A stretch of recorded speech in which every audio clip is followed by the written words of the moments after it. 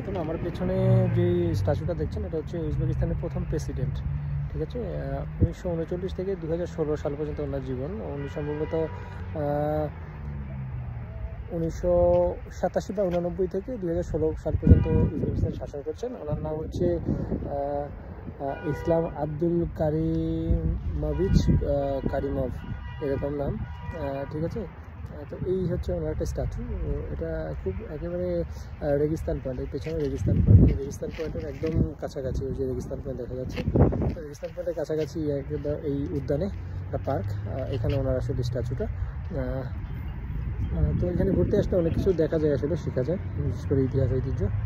তো এই ছিল ইসলাম করিমভের স্ট্যাচুর সামনে থেকে। ধন্যবাদ, সালাম আলাইকুম। একটি মজার বিষয় হচ্ছে সোভিয়েত ইউনিয়নের পতনের পরে উনি উজবেকিস্তানকে একটি স্বাধীন রাষ্ট্র হিসেবে প্রতিষ্ঠা করেন। তো সেই হিসাবে ওনাকে আসলে সবাই খুব সম্মান করে, এই উজবেকিস্তানের প্রতিষ্ঠাতাও বলা যায়।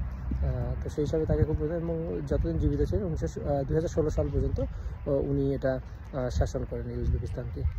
তো এই ছিল ইসলাম করিমভ সম্পর্কে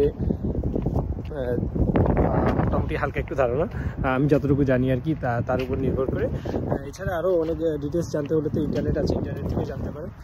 নর্মালি আমি এতটুকুই জানতে পেরেছি যে ওনার নাম হচ্ছে ইসলাম আব্দুল কারিমোভিচ কারিমভ।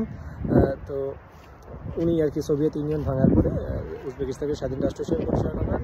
1989 থেকে 2016 সাল পর্যন্ত শাসন করেন।